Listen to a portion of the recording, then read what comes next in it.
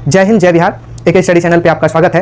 आज हम लोग क्षेत्रमिति अर्थात मेंस्ट्रुएशन के बारे में पढ़ेंगे। मेंस्ट्रुएशन क्या है, इसे आप जब पूरी तरीके से देखेंगे तो आपको पता चल जाएगा आयत और घनाभ में क्या अंतर होता है, वर्ग तथा घन में क्या अंतर होता है। साथ ही साथ आप एक त्रिभुज और शंकु में भी अंतर करना स्पष्ट कर लेंगे। आइए स्टार्ट करते हैं, आखिर मेंस्ट्रुएशन क्या है। तो मेंस्ट्रुएशन एक इंग्लिश शब्द है जिसका हिंदी शब्द होता है क्षेत्रमिति। क्षेत्रमिति को यदि हम देखें तो क्षेत्रमिति शब्द का अर्थ होता है मापना, अर्थात किसी भी ज्यामितीय आकृति की मापन हम करते हैं तो उसे हम क्षेत्रमिति कहते हैं। मुख्य रूप से मापने में हम इस ज्यामितीय आकृति की परिधि, क्षेत्रफल, आयतन और विकर्ण को मापते हैं। ये परिधि किसे कहते हैं, विकर्ण किसे कहते हैं, ये सभी की चर्चा हम विस्तार रूप से करेंगे ही। आगे यदि हम लोग देखें तो आपका समय व्यर्थ ना हो, इसीलिए हमने कुछ आकृति को बना लिया है इसे समझने के लिए। तो हम लोग यहाँ पे जैसा कि देख पा रहे हैं कि मेंस्ट्रुएशन अर्थात क्षेत्रमिति दो प्रकार के होते हैं, अर्थात मेंस्ट्रुएशन के जो रूप होते हैं, क्षेत्रमिति के रूप दो होते हैं, एक 2 डायमेंशनल तो दूसरा 3 डायमेंशनल। इसे हम द्विविमीय या त्रिविमीय भी कहते हैं। तो मेंस्ट्रुएशन के दो रूप 2 डायमेंशनल एंड 3 डायमेंशनल अर्थात द्विविमीय एवं त्रिविमीय होता है। द्विविमीय अब प्रश्न उठता है कि द्विविमीय आकृति है क्या। तो द्विविमीय आकृति वैसे ज्यामितीय आकृति को कहते हैं जो किसी समतल में खींची जाती हो, अर्थात वैसी आकृति जिसमें लंबाई हो, चौड़ाई हो लेकिन ऊंचाई नहीं हो, उसे हम द्विविमीय आकृति कहते हैं। जैसा कि आप यहाँ पे देख रहे हैं, हमने एक आयत खींचा है। इस आयत में लंबाई तो है लेकिन इसमें चौड़ाई नहीं है। लेकिन इस घनाभ को यदि हम देखें, इसमें लंबाई है और इसके साथ साथ ऊंचाई भी है। इसे हम कुछ दैनिक जीवन के वस्तुओं से भी हम समझ सकते हैं। जैसे कि आपको यहाँ पे दिख रहा होगा कि हमने एक कागज का टुकड़ा लिया है। इस कागज के टुकड़े में लंबाई तो है, चौड़ाई भी है लेकिन इसमें ऊंचाई नहीं है। अर्थात इस प्रकार की आकृति, ज्यामितीय आकृति वाली वस्तुएं सभी द्विविमीय कहलाती है। अर्थात हम कह सकते हैं कि द्विविमीय आकृति को हम स्पर्श नहीं कर सकते हैं, केवल उसका आकार होता है। हम अपने दैनिक जीवन में उसको उपयोग नहीं कर सकते हैं। हम आयताकार वस्तु को उपयोग में लाते हैं लेकिन आयत को हम उपयोग में नहीं ला सकते हैं। हम वर्ग को उपयोग में नहीं ला सकते हैं लेकिन वर्गाकार वस्तु को हम वर्ग में ला सकते हैं। अर्थात हम यह कह सकते हैं कि समतल में खींची गई आकृति द्विविमीय आकृति कहलाती है। जब उसी द्विविमीय आकृति में हम ऊंचाई लगा देते हैं तो वह त्रिविमीय आकृति हो जाती है, अर्थात वह वस्तु का रूप ले लेती है। जैसे कि हम एक वस्तु के माध्यम से इसे समझेंगे। ये आपका जो सरफेस दिख रहा होगा, यह आयताकार सरफेस दिख रहा होगा, या आगे की यदि हम सतह को देखें तो यह एक आयताकार सरफेस दिख रहा होगा। जब इस आयताकार सरफेस में जब हम ऊंचाई को जोड़ देते हैं तो यह घनाभ का रूप ले लेता है। अर्थात त्रिविमीय 3 डायमेंशनल जो आकृतियां होती है उसमें लंबाई होती है, चौड़ाई होती है और साथ ही साथ ऊंचाई भी होती है। तो उम्मीद है आप समझे होंगे कि द्विविमीय आकृति किसे कहते हैं और त्रिविमीय आकृति किसे कहते हैं। अर्थात संक्षेप में हम यह कह सकते हैं, जिसे हम स्पर्श कर सकें, जो उभरा हो, उसे हम 3 डायमेंशनल जो है आकृति कहते हैं। जिसे हम स्पर्श नहीं कर सके, जिसको हम एक समतल में खींचे, केवल समतल में खींचे। जैसे कि आप यहाँ पे देख रहे हैं कि हमने एक आयत खींचा है, इसे हम स्पर्श नहीं कर सकते हैं, इसकी आकृति हम खींच सकते हैं। वर्ग, इसे हम स्पर्श नहीं कर सकते, इसकी आकृति खींच सकते हैं। लेकिन वही एक घनाभ, ईंट का उदाहरण हो सकता है, तो ये घनाभ को हम स्पर्श कर सकते हैं, घन को स्पर्श कर सकते हैं, गोला को स्पर्श कर सकते हैं, शंकु को स्पर्श कर सकते हैं, बेलन को स्पर्श कर सकते हैं। अब हम लोग देखेंगे कि द्विविमीय आकृति में किन किन आकृतियों का अध्ययन करेंगे और त्रिविमीय आकृति में किन किन आकृतियों का अध्ययन करेंगे। मुख्य रूप से द्विविमीय आकृति में हम लोग आयत, वर्ग, वृत्त, त्रिभुज, समचतुर्भुज और विभिन्न प्रकार के बहुभुजों का अध्ययन करेंगे।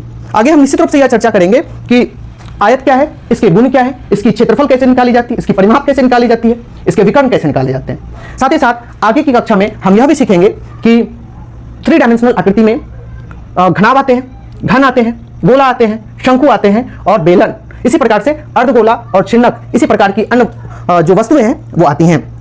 इनके बारे में हम एक एक करके क्रमिक रूप से विस्तृत अध्ययन भी करेंगे। आज हम एक आकृति लेंगे जो कि 2D आकृति है, आयत। इसके बारे में हम विस्तार पूर्वक पढ़ेंगे।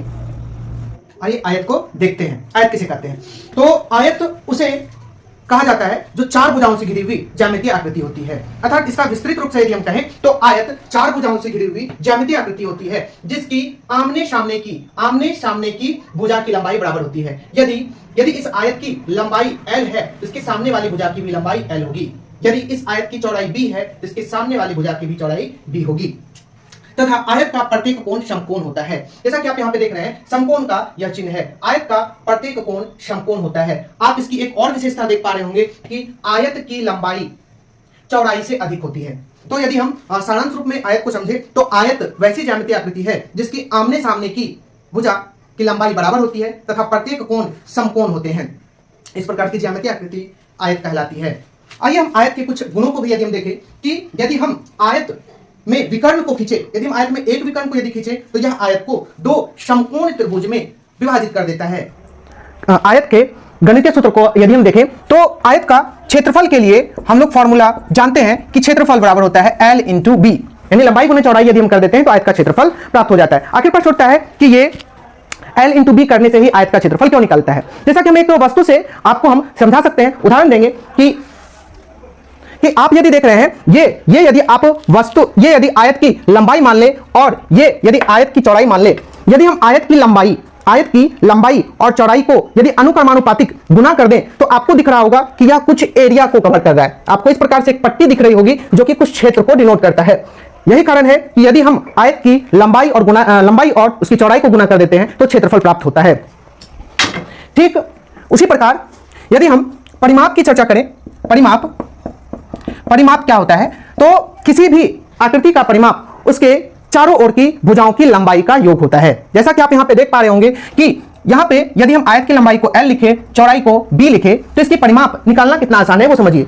आयत की गुणसूत्र से आयत के आमने सामने की लंबाई बराबर होती है। जब ये D से C तक L है इसका वैल्यू, तो आगे हम A से B तक का भी वैल्यू L लिख सकते हैं। ठीक उसी प्रकार से B से C का वैल्यू यदि छोटी b है तो उसी प्रकार से हम A से D का वैल्यू भी हम छोटी b लिखेंगे। आइए हम परिमाप को देखते हैं कि किस प्रकार से इसका सूत्र निकलता है। तो जैसा कि अभी हमने चर्चा कर चुका है कि सभी भुजाओं का योग ही परिमाप कहलाता है, अर्थात AB plus BC plus CD plus DA, ये सभी का योग करने से हमें परिमाप प्राप्त होगा। आइए इसका वैल्यू यदि हम बैठाएं, AB का वैल्यू हमें L है, BC का वैल्यू B है, CD का वैल्यू L है और DA का वैल्यू B है। इस प्रकार से हम देखें तो एक L यहां है और एक L यहां, तो 2L हमें प्राप्त होता है। एक B यहां है और एक B यहां है, दोनों का योग 2B प्राप्त होगा। और हम यहां देख रहे हैं दोनों पदों में B है, दोनों पदों में 2 है, तो यहां से 2 हमने कॉमन लिया तो L प्लस B। तो यहां से आपको आयत का परिमाप के लिए सूत्र प्राप्त हो गया जो कि 2 × L प्लस B होता है। ठीक उसी प्रकार से यदि हम विकर्ण को हम लोग देखते हैं कि विकर्ण आखिर ये सूत्र कैसे आता है, तो विकर्ण को हम लोग देख रहे हैं, विकर्ण कैसे निकलेगा। तो पाइथागोरस